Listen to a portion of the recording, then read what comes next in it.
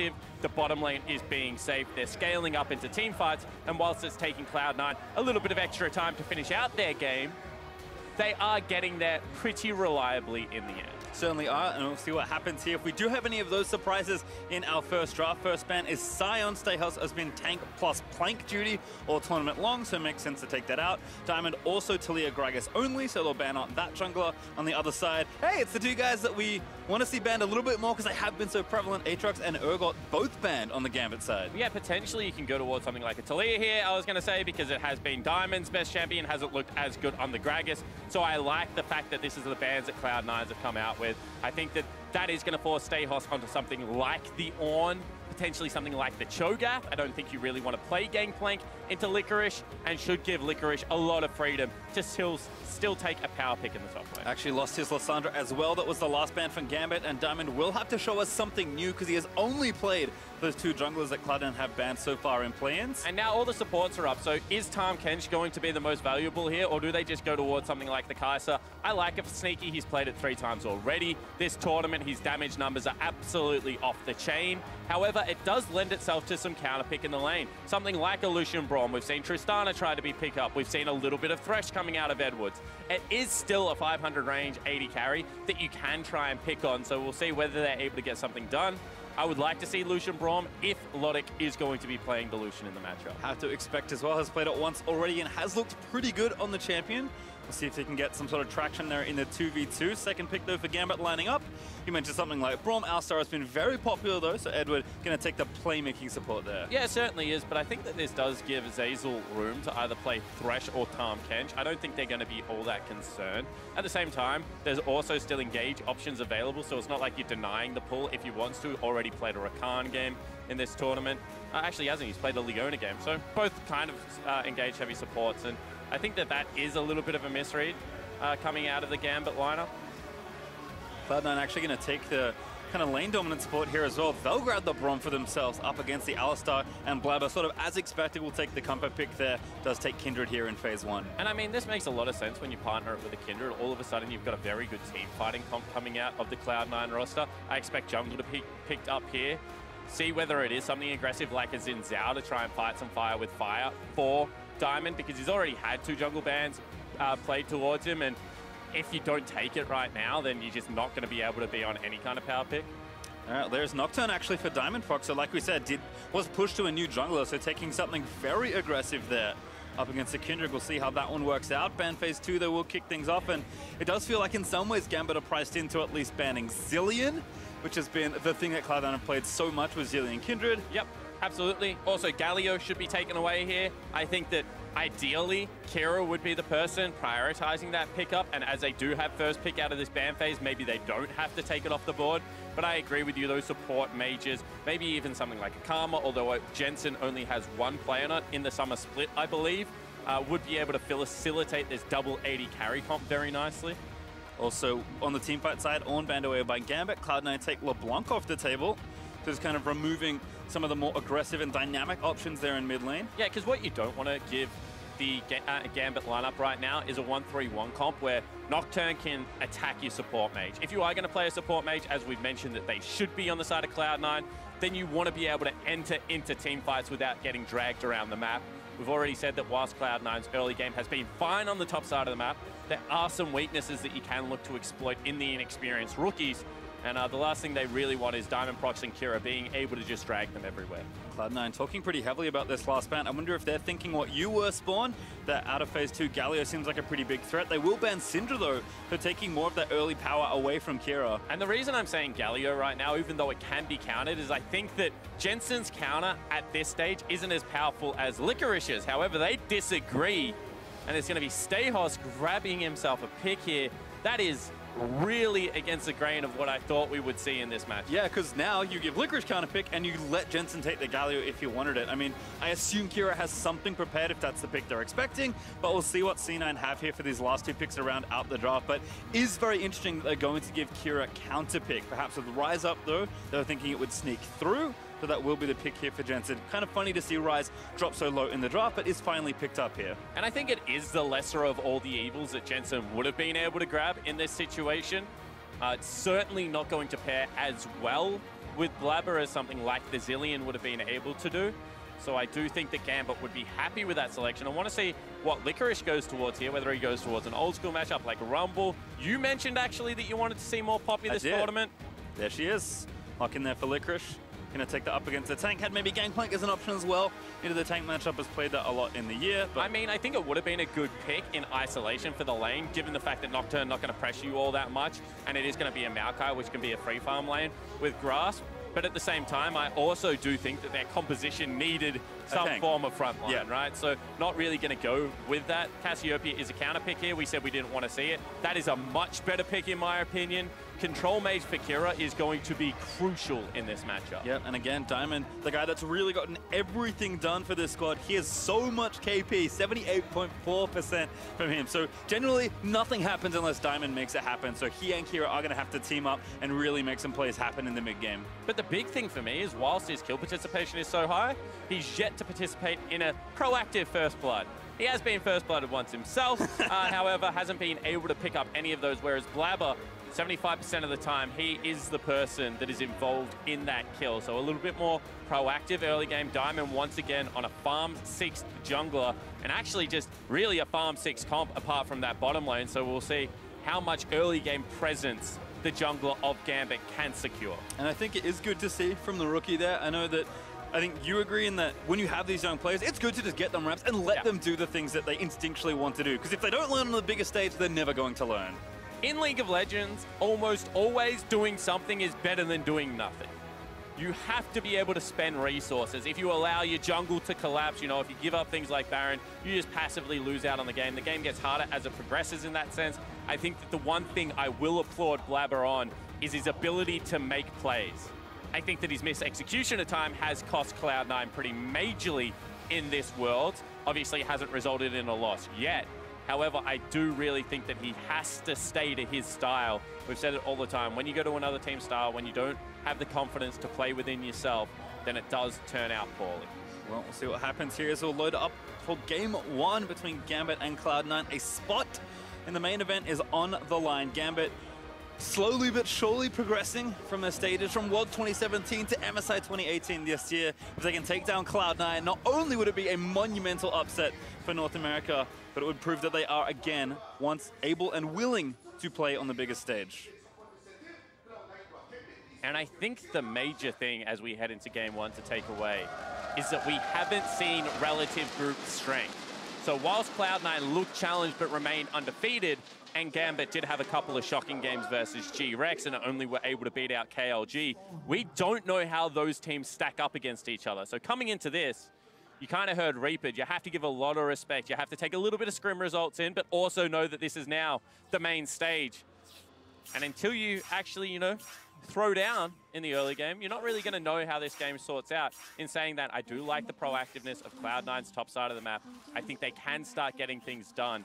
And really, Gambit is going to have to absorb a lot of pressure. And I think also use Logic and Edward. We'll see if they can get it done on the Lucian Alistar lane, but Zazel already fighting Edward there with a Q.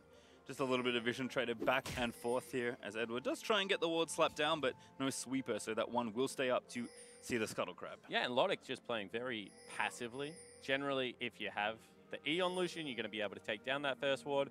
Obviously not valuing it all that much. Going to be a defensive lane coming out of Zazel as well.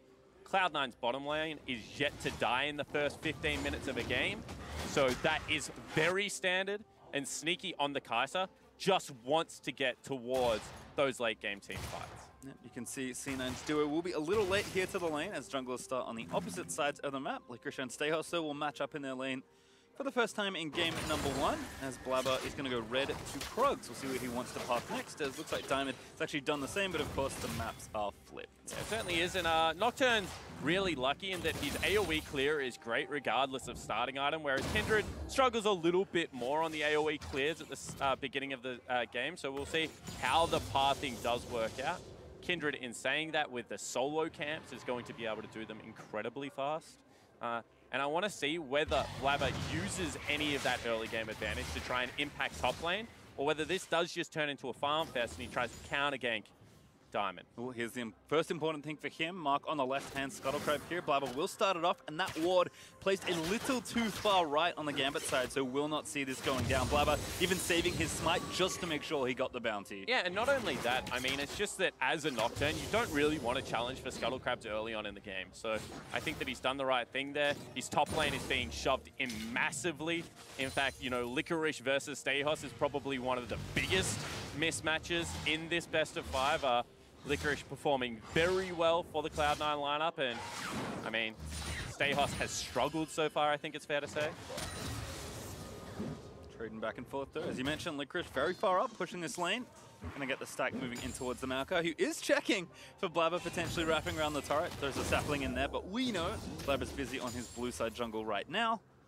And Jensen looks like he's just getting a little bit of lane control here versus Kira.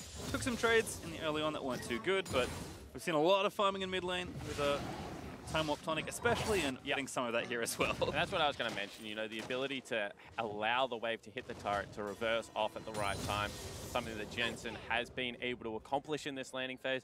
Of course, he just wants to farm up for tier, maybe Dark Seal as well at the same time. Should be able to get his recall off once again. Teleport mid laner. We've seen it all before Pastry, but this early game, no fireworks as of yet. Just expect slow and steady play. And I mean, I actually think that that has to suit the Gambit lineup. You know, once they get the Nocturne ultimate, once they have Shockwave available to them, they can make some proactive plays in these lanes. It's a tierless TP there from Jensen actually. Just picked up the Dark Seal and some boots for heading back to lane. Diamond though, quick invade for Vision into the jungle. Does get the Scryer's Bloom, but is now on C9's ward as he goes back for his first recall. So there's two things when you walk in and get Scryer's Bloom that you generally do. You either scout out camps to try and figure out where the jungler is. In this case, wasn't able to spot Blabber, but we probably know that means a recall. The opposite you can do is throw it back towards your jungle. That just means that you're not going to get spotted as you go for camps, which is incredibly important. Just because as a Nocturne, you have very little pressure already. If they know your recall timing, they can just play like this. Yep, you can see Jensen using an early TP to just burn all the mana, force Kira out of the lane. Licorice also barely missed a stunt onto Stehos, but will force him out of the lane now, and likely force TP as he does burn it. Licorice already 10 CS up in that 1v1. Yeah, and that's climbing towards where he wants to be. He's actually up, you know, nearly 18 CS at 15 minutes. Against someone like Stehos, who was already struggling this tournament, will be more. Edward in trouble. Good flash though. Alistar going to get out of there, but Blabber with the early red smite did go down bot, get some attention.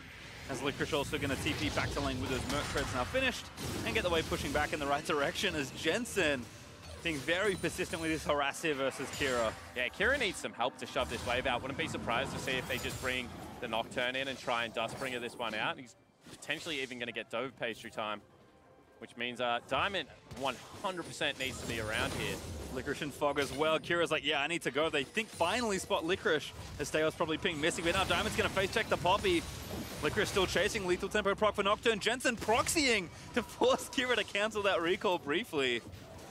This is just rude. It certainly isn't. It's just a massive advantage for the solo lane, as we said, that this is the area of the map where we think that Cloud9 have the advantage.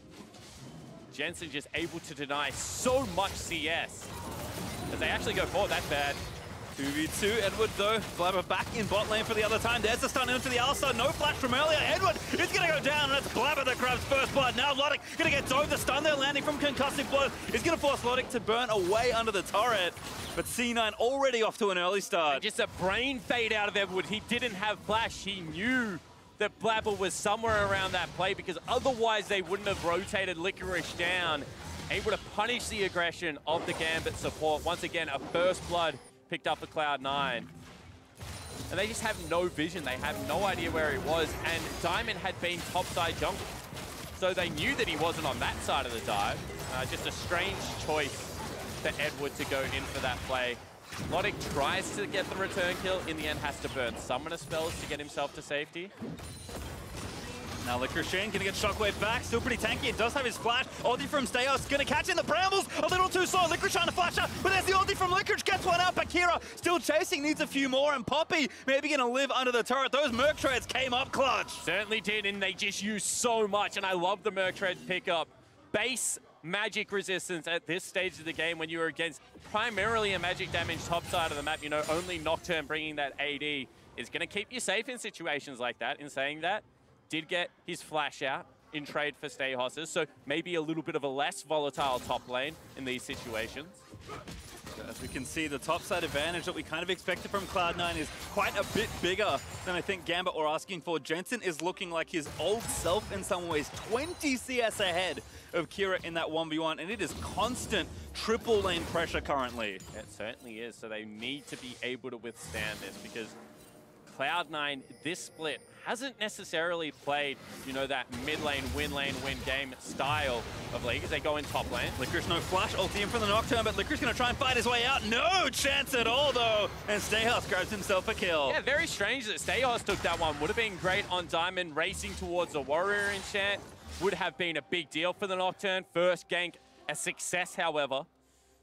And we'll see whether they can continue this pressure because we said, you know, top lane mismatch could be in Cloud9's favor, but right now Stayhouse actually up in experience, up in that CS, and now has a kill to his name, going to be able to continue to scale, and really no one deals with Maokai well in the late game.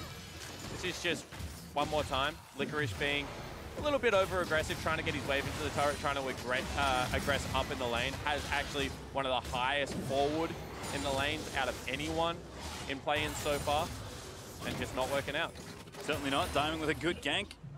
A Nocturne Classic as he goes back and finishes his Warrior. Blabber, though, has been farming healthily as well, so he's got Devourer already finished pretty early on. The Sneaky and Zazen continuing to play up in this lane. Kai'Sa a little down on CS, but certainly up in pressure, which for a Kai'Sa lane, I think is about all you can ask for. Yeah, it certainly is. I mean, Kai'Sa is way better than 6 CS on Lucian late game. It's just about whether Sneaky can get there or whether this Gambit lineup can continue to aggress forward. You know, next Nocturne ultimate going to be very important. Can they get it down into the bottom lane? This is what we talk about when we say, you know, the Cloud9 roster plays around their rook. Kira's still in the mid lane trying to shove that one out, needs another recall. And as 4 members, C9, walk in on the blue buff, and there's also a mark there, well, there was a mark there if they wanted to stick around. Obviously no longer the case. However, Blabber just doing a very good job of coordinating these invades, keeping Gambit back. Good convert onto the Drake as well. Edward with a shallow ward will not spot Blabber in the pit, but I think C9 have more than enough pressure regardless. The Blabber will happily solo down the mountain. Even mismites just for a bit of fun. It was by 5 health, it's fine. He's fine, grabbing himself another mark. We'll see whether this is going to be the Blade of the Wrong King picked up as well for Blabber, whether he does really go all out. He is going to have to deal with a Maokai on the front line. Devour into Bork is one of the few builds as a jungler that you can go towards that.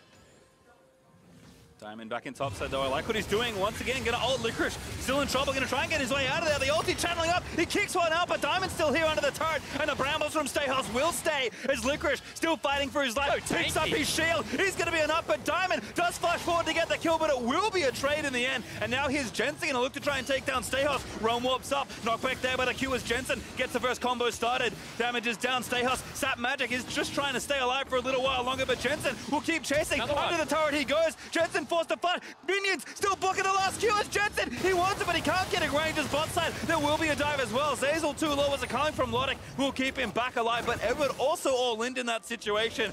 And what carnage here is Jensen. He still fancies his chances here in the top side. Yeah, I mean, it looks like Stayhouse stuck around for a little bit too long. Will be once again forced off another wave. So whilst Jensen not able to convert on the kill, will deny some CS. But Kira, really the stay-at-home mid laner right now, bottom lane under siege. Yep, first tower up for grabs here for Cloud9. They will stick around 3 strong, make it 4 as the TP secures that kill. Ult in from Kai'Sa onto Logic. Here's Nocturne, but it's too late. That's Edward already dead.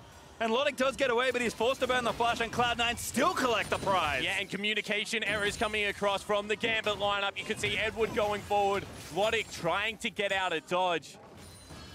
Take another look at this top lane dive, and Licorice with that shield that is about to become back available is just so much more tanky. Does a good job of dodging out, gets rid of Stayhouse who was tanking up the turret, and this buckler right here that he's able to pick up just keeps him alive for the entirety of the play. Gets the summoner spell out. That's the best trade that you can expect, and Sap Magic is an annoying passive pastry time.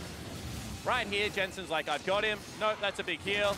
Okay, don't worry about it. Next round of spells, I'll have him again. Able to grab a grass proc for himself. The Sap Magic would have been back up and available if Jensen went for the dive. Just Maokai is real frustrating. And I think when people ask me, like, why is Ryze hard to play? That's the thing. Because you're playing Ezreal as a mid laner with all these minions blocking your damage ability. Jensen, unfortunately for him, could not find that last Q, and Stayhos did play well to stay alive. Still, Cloud9 win big in the bot side of the map, and they've already moved their duo up here to top lane. Sneaky, in fact, is one completed item already through against the lane where he's supposed to be down in pressure. I mean, with the color as well, he's just got everything going in his favor. Not to mention the fact that Stormrazor is such a good first item spike for the Kai'Sa, really does hide a lot of the weakness in the kit. So Sneaky off to a blinder, and what we've seen is if Sneaky gets towards the 2, 3, 4 item mark in this mid to late game, the Cloud9 are able to convert on their team fights. Well, we'll see what Gambit can do to try and play catch up, because down a little over 2,000 gold. And again, definitely down in total pressure. Jensen and Kira still back at it. Kira trying to get this wave pushing in the right direction, but Monica and Edward under threat of their turret, continuing to take hits. And Blabber up here on the top side may commit for some sort of play here. Perhaps the Rift Herald is the next thing on the cards. And I think this is a different play style from what we're used to seeing out of Cloud9. You know, we haven't seen Licorice get any more help. Normally, once he builds his advantage, they do leave him on the island, but they are willing to spend some resources to get him ahead. Obviously, in the tank versus tank matchup, that's not as important, so just allowing him to farm up. On the flip side of the map, they really have given a lot of resources towards Sneaky, you know. 2 kills going into that lane. We'll see whether they can continue that pressure. Blue buff over to Jensen here as Gambit are going to move up to try and take this Rift Herald. Kira going to zone them out with a ball. Edward though also poking his head around. Could be kind of a rough position here for Cloud9, but Gambit is just trying to get to the Herald safely. Still the fight's going to start. Blabber going to get initiated on there. So Shockwave ulti is enough. But Blabber actually dies. He didn't ult in time and make it to as Zeyzal falls as well. Sneaky forced to flash out to safety. But that's Gambit with 2 kills plus the Herald. That's a great team fight coming out of Gambit, and they just acknowledge the fact that we're losing the laning phase. Let's try and turn it around with our big team fight ultimates, and they're going to look to convert that into a mid lane turret pastry time. Just pulling the trigger on the play. I think Cloud9 a little too hesitant there, trying to block the Herald. Instead, Gambit, they make the proactive play. Edward once again starts off the playmaking, and that turret is dead easy as Shelly charges in. Gambit finally equalized, taking a central point of the map. That's going to force Jensen to come in and answer this, and all of a sudden, the gold's tied back up. And I like that out of Kira as well. Even though he doesn't have mana, just walk Shelly up to the next turret, ensure that it gets a charge off, gets maximum value. And all this is how squishy Blabber is at this stage of the game. And as soon as he goes in, if they blow him up before he ultimates, the team fight is there. And look at the chain CC. Just perfectly layered. There is so much in the kit. Sneaky also has to burn Flash to get out, which means his days of playing the laning phase aggressively are probably now done. And Gambit really send a message there. Sneaky is going to be forced back. Kira now going to pick up blue. Hasn't quite finished his first item just yet. Took a detour for Oblivion Orb. Wanted to get a bit more early strength here as Jensen has finished up the stuff. Yeah, I actually really like that build when you're not able to build yourself the Sork boots. You still pack an early game punch. You're able to navigate the mana of the laning phase, especially now that he's picked himself up a blue buff. So I think that Kira on the right track here. Expect him to go Luden's next. But Jensen is just so far ahead, Pastry, that if he is caught out in the 1v1, it's still going to be difficult for him. Edward face checking. Yep, he's going to maybe get stunned up here. Does get stunned, but Diamond in the mid lane wants to try and take him down. The ball not ready. Jensen forced to flash out, though.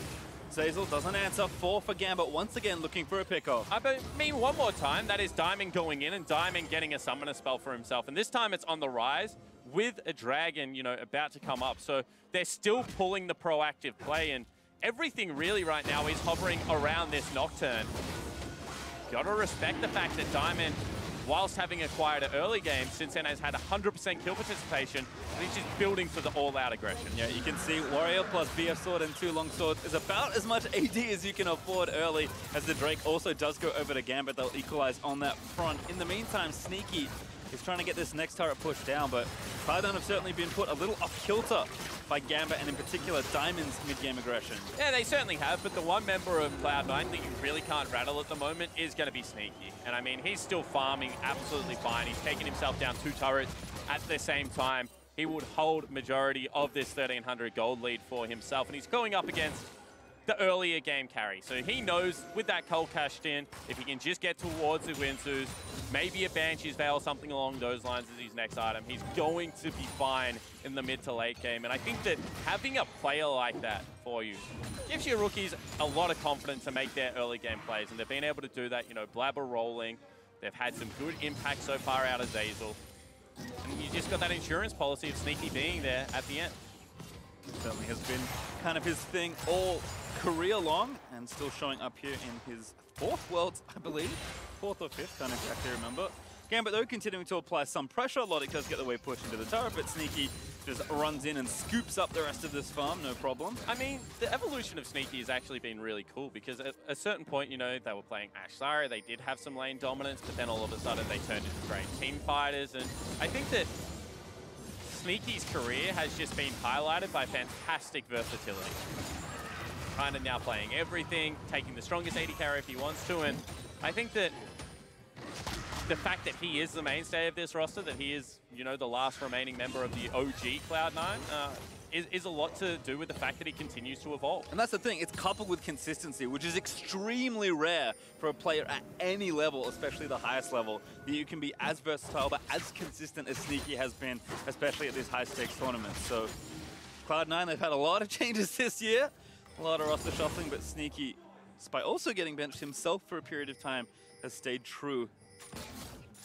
Still looking good here with his 4th Kai'Sa game here at Worlds 2018 as C9 trying to make something happen, but we've certainly started slowing down the pace here in the middle of the game. Yeah, and I think that you do have to worry about Blabber as well as Sneaky having full vision control over the Baron area. It's not spawned yet, still a minute away. However, being able to secure that so early means that they can sneak it if they're able to get Braum into the pit at the same time. Not to mention the fact that if you face check and lose a team fight at this stage of the game, going to be disastrous around that area of the map. So I do appreciate how early they were willing to move in, but that's when, you know, you applaud the veterancy of people like Edward of Diamond to not face check the area, no camps on the top side of the map, just catch waves. And once again, this is a press R composition they've put together. Maybe some fight in the mid lane. Ooh, proactive play looking for Kira. There's Zeyzal with a flash Q. He will miss, but the exhaust will land. Now going to get tied up as Diamond going to try and come in, but under the turret, Blabber picks up an easy one. And for the first time in this game, Diamond's ulti is not impactful. Yeah, you could see that Diamond wanted to re-engage it. They actually used Stayhos's teleport as well, but not able to get there in time. Just a fantastic call to rotate everyone in. Even with the skill shot missing, they still have enough to pick up the kill. Cloud9 now can continue to try and siege down. 20 minutes into the game, as those picks start getting later and later, they become more and more impactful. Still not able to crack Gambit, and Gambit still within 2,000 gold. Yeah, certainly holding up. Keeping mid out of very important. Cloud9, I think, just taking their recalls came a little too early, perhaps, to force something too hard. And now with Gambit back out on the map, they'll finally get themselves around the Baron area for the next time in this game and try and scoop out some of the vision. But again, going back, items are being picked up. Jensen Seraph has transformed, has Oblivion Orb to join his cooldown boots, and Blabber finished that Black Cleaver. We're kind of just waiting for Sneaky's Ginsus to be the first thing that maybe prompts the next bit of action from Cloud9. And Logic, once again, going for the Essence Reaver. Really does seem to favor this item build. And in a composition where multiple members can get access through the backline, you know, all of a sudden Licorice can take a Rise Portal. You have Sneaky that is able to get in there as well with the ultimate. You would think maybe a little bit more tank factor coming out of that Black Cleaver would be useful, but staying true to the build. At the same time, I think both of these tanks are going to really struggle to peel for their compositions. You know, you got Knockdown Ultimate, Jensen in trouble. Good flash for both, but they're already collapsing onto Jensen. Licorice trying to peel them off. A good stopwatch. He's going to buy enough time. Ulti though from Kira. Blabber with a great last-second ulti though, as Gambit continue to try and dive. Diamond, he wants it, he will get it. And now pops his own watches. Gambit need to get themselves under that turret, but Diamond, he will be left for dead as Sneaky. Late rejoins the fight. Stayhouse still around for far too long as Sneaky looks to play Janitor. Blabber grabs himself the shutdown. Still alive as he's cutting out under the turret as Edward cannot find it. And Sneaky, he will Killer Instinct in. Take down Kira as Logic left. The only one alive from Gambit as Cloud9 collect the ace and Sneaky collects the triple. What a team fight out of the Cloud9 lineup. They punish the over-aggression coming from Gambit. We said team fights around that 20-minute mark can be devastating, and they will convert it into a Baron. And it just seems all too easy for Cloud9, who win the first major team fight of the game. 22 minutes in, they'll scoop up the Baron.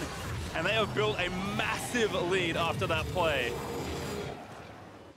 And his mind was telling him no, but his body, you can see he just gets underneath the turret immediately. Old school Lee syndrome, of course it takes place with the Maokai as well. And the surprising thing was that they continued this fight. I thought that once Diamond went in and traded his life, the rest of the members would back away, but they did try and re-engage and save him. It was looking okay until Stayhos really just overextended. Paid the iron price one more time, and Gambit lineup so close, you can see health bars. Looks like it could have been okay, but the fact that Sneaky wasn't there for any of it, still had the full kit available to be able to unleash. And first ace, understandably, our Ace of Predator replay for this game. C9 so far ahead now, 6,500 gold with Baron, looking to push down even more turrets. All tier 2 is up for the taking. My Gambit goodness. must defend. The damage out of Blabber in that fight, just able to free fire on the back line. Really did get it done, and there's going to be another Zeal item coming out of Sneaky. We've seen a couple of different adaptations in the build. When he does have to be an AD user, does like to pick up the Hurricane. Has also got Infinity Edge, incredibly late game, which you don't generally see on a Kai'Sa. But I think both AD and AP do have, you know, some validity to them at this stage. Yeah, I like to say that Kai'Sa scales pretty well with items. So when you got a lot of versatility and you're the strongest late game carry in the game, there's a reason we've seen so much Kai'Sa. C9 though do take a turret. Actually get two. Jensen was busy split pushing with his TP and ulti ready to go. So that's 2 for Cloud9 already on the Baron power play, and still a minute 40 left to try and siege down more and perhaps crack the base of Gambit as well. Yeah, now he's picked up his Morello Nomaton. He'll probably go towards a Banshee's Veil. He is very hard to deal with for the Maokai, because Maokai relies on being able to use Sap Magic to just push out waves. Hasn't got a Sunfire Cape either, so going to have to expend mana. So Stayhos doesn't really have any great answers against Jensen, and given the fact that he has Teleport as well, they can match that. At the same time, I don't think Kira's really going to do anything to the adaptive Helm Poppy at this stage of the game. I think we look again, the best answer has to be Diamond. Coming into those side lanes with the ulti. I mean, whatever he does needs to work for Gambit once his Baron buff has worn off. Whether it's a full 5-man engage, riding in with the ball on top of him, or trying to pick off a straggler in the 1-3-1 in these side lanes. But for Cloud9, they're the ones with really almost all the pressure in this game, and they will translate this up towards the top side and try and take turret number 6. And this is what experienced teams do. They recognize your windows. Okay, ultimate backup and available from Diamond. He's going to look to attack a side lane. Probably still can't take down Licorice given the fact that Jensen's ultimate can come in. So they just group Jensen. They say, we don't need to go towards a 1-3-1. That is the one avenue back in the game. Instead, let's group up. Let's try and break the base. That is a great Poppy ultimate to do that. Yeah, Blabber even tagging Diamond procs. They're going to look to try and take him down. He's got the GA, but his health will fall down low enough. The Shockwave, just a bit defensive there from Kira, and not enough to even grab a cooldown. Here's Stayhos now. The Brambles are out, but C9, they've already grabbed the inhibitor. And that is every ultimate use, really, apart from the culling, to be able to get them anywhere, and they take the creep wave across pastry time. This is going to be the base broken in the second area. Yep, mid inhibitor is going to fall down as well, and just enough time. 1 second left on the Baron or thereabouts, and Cloud9 grab almost everything. 10,000 gold ahead now, and maybe even thinking about the bot side. Oh, hello, Diamond. In onto Blabber, who burns the ulti, and Diamond, you've got no GA left. He's going to get stunned up in the Lamb's Spite, but not enough as Jensen finds the pick off in the end. Logic a little too far forward as Zazel. Maybe thinking of letting the ulti rip. Kira does not have his ultimate back around, so it's Jensen that grabs the double. Going to make it 3 as Edward falls on the other side as Jensen. He's just rampaging in towards the Gambit carries, looking to take down even more. And with 3 dead, Gambit will concede the base, and game 1, Cloud9 will storm in and take the Nexus. Yeah, and it looked like they had the fight, they had the pick, but just too mobile. Blabber gets over the wall and makes them pay. Slow, steady, and standard it is for Cloud9, but more than enough to find themselves that mid-game lead and crush Gambit in the face here in game number 1. Nexus down, Cloud9 thinking only 2 more left to go as Blabber grabs himself a fountain kill.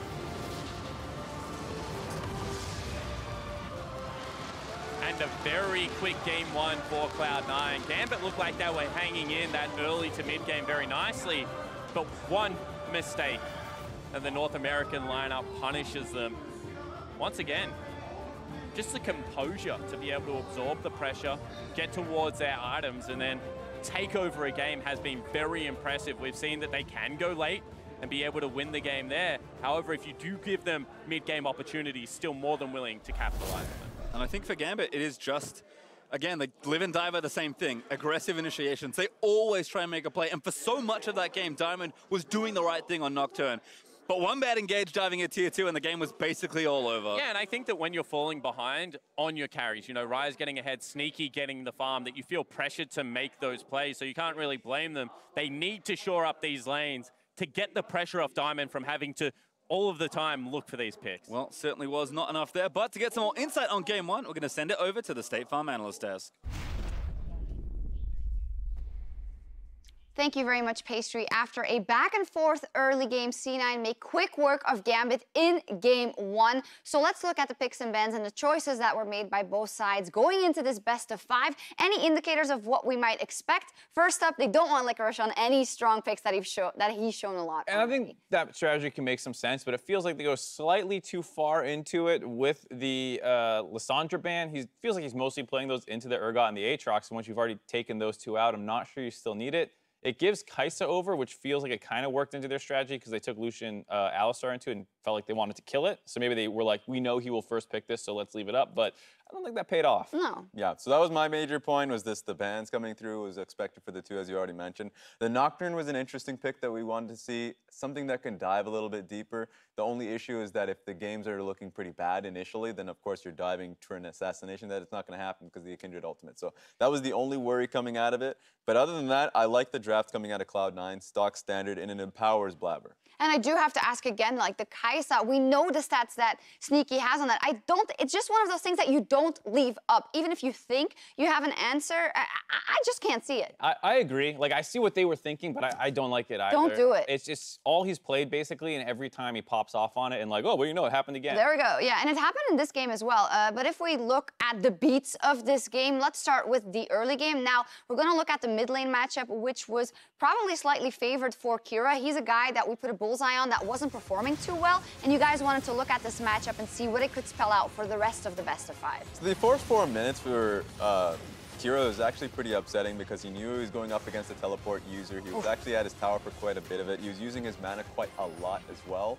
And he had cleanse in a matchup where, sure, you're going to be, you know, looking towards the rise, looking for a setup, but it's cleanse into a slow from Kindred. So I think he would have been better off with a heal or a teleport to be able to match with that, but he was at his turret for quite some time. Yeah, and I think his rune setup was strange too. He went for the much greedier Taste Their Blood Ravenous Hunter, which is what a lot of people run into like free matchups when you're playing into like a Vladimir or a Lissandra or something that you kind of win the lane anyways, and then those scale better into the late game. Every other time, people are taking inspiration with more focus on like Time Warp Tonic and stuff to get through the laning phase. Combo that with the teleport user, and Jensen, of course, has Time Warp Tonic and Minion Dematerializer, and it's no surprise he's getting blasted in the laning phase, which you saw pulled so much attention to the mid lane when you're trying to snowball the bot lane because that's what your win conditions seem to be. You could already tell really good communication from Cloud9 too, because the moment Jensen found that out, that he was able to push up, why not look for a dive? We were already looking towards the fact that Blabber was pushing into the enemy jungle because that was a great jungle matchup. So then suddenly Licorice had the ability to down path towards the red side jungle to see if he can get a flank going. This is something that Gambit can't happen going throughout the series. That's too much power in the early game. The preparation was there also for C9 when they saw that. However, Gambit did put up a fight early. This kind of surprised me because in the group stage, C9's early games had been incredibly clean, cleaner than their mid game. So this was a bit a turnaround for me. Yeah, given the fact that the mid lane dive didn't actually end up working out, and then they started finding looks onto Licorice and getting some kills onto him, and this is why so many people look at cumulatively a 5-0 C9 thus far in play-ins and still look disappointed. These plays never work out. Jensen feels like with that mid pressure he generated for himself should have collapsed and punished that play, but Stejos had the monstrous outplay and forces the defensive flash out of him, and all this stuff looks like it's going pretty well for Gambit. Yeah, great play topside. I think Diamond Prox had his best game so far of play-ins, where he came in on the Nocturne, got past the early portions. I thought his early pathing was great. You got to see team fights around Rift Heralds like these that gave Gambit power. Yeah, I mean, that was just completely on different pages. Licorice and Jensen were not there yet, and so even though they wanted to contest that Rift Herald, they just aren't working that well together as an actual unit for C9, and that's the kind of concern that everyone has with them when they watch these games. That was maybe a bit concerning. And now, how we're going to approach this next replay, I just want to say that from Gambit's side, you just gave them the game, and I don't understand. Oh, this is actually the bot lane dive.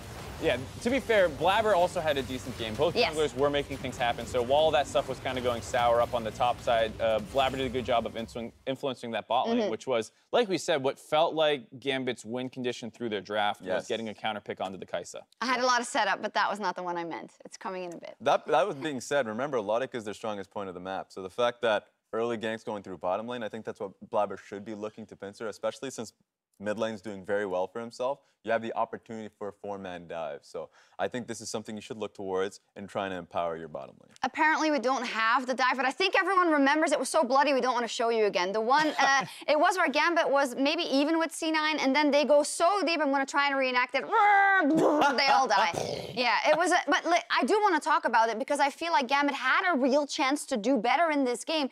And you could say, oh, not experienced, but we have some players on that team that should know better. Yeah, clear communication. Are you looking for a pick? Are you looking for a larger team fight? Because that actually drastically changes when you throw out the Orianna ult, if you want to let it sit for a while. So there are clear miscommunication on what they wanted to be able to achieve, and that turns into a Baron for Cloud9. So that's one of the larger mistakes from them. Yeah, and to be fair, you know, that's where C9 won the game. It was super close up until that point, and there was, I think, an interview with Sneaky where he was saying it feels like we've kind of forgot how to play the game and generate our own advantages. This was a game-winning play by Gambit for C9. Like, they handed the game to C9 with that kind of dive where they get the ace and the Baron. Well, right on the after. upside, C9 said thank you very much, and they didn't waste any time. They went straight for the Baron, they finished the game, so I think they can be happy when they look back on that game overall. And Blabber can be very happy. He is the MasterCard player of the game for Game 1. We see this rookie really evolving from game to game. I think he had a good showing and was maybe not that trigger happy in this game this season. Yeah, I think that he went into a game where he didn't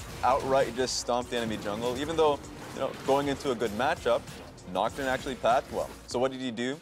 Laid the vision top side, went towards the bottom lane and immediately found the Alistar kill. I thought that Blabber actually had a much more tempered game. Yeah, and even in that game-turning fight that they had underneath the turret, the fact that he got there for the Kindred ult onto Jensen to stall out even longer was a great play by him and showing why his Kindred is so feared when he's playing well. Well, great stuff from C9. Comparing this to how they won in the group stage, they had very active and explosive early games and then kind of slowed down after they finished the game. In this first game, we saw that they were pushed around a little bit, but then took over in the mid-game. So two different looks. How does this change how we go into Game 2 for you guys? To me, it doesn't really change that much. It just gives us some insight into what the teams were doing. Like, we were wondering if Kira was going to be a liability. Looks like that's still a yes. Logic looks good, but the counter pick into the Kai'Sa didn't work, so hopefully that just gets taken off the board. And while we saw team fights from Gambit that were looking fairly strong, the issue is when you're in a best of 5, you start giving away team fights for better laning phase. So that's going to be my worry is are we going to see a Malzahar a little bit more? Are we going to see the Rise take away? My biggest question is the Alistar going to be put in the back for a pick like Braum, which, fine, Braum works well if you want to have 3v3s on the bottom side of the map, but if you now are going to be struggling around engages, that's where the Alistar comes in a little bit more. So I wonder if that's going to be happening for Gambit. Alrighty, you see, we'll get that mid lane fight I called for a bit earlier as we go, so you get to take another look at it. Now, Cloud9, they are one step closer to securing their spot at the group stage and see if Gambit can bounce back for Game 2 when we return.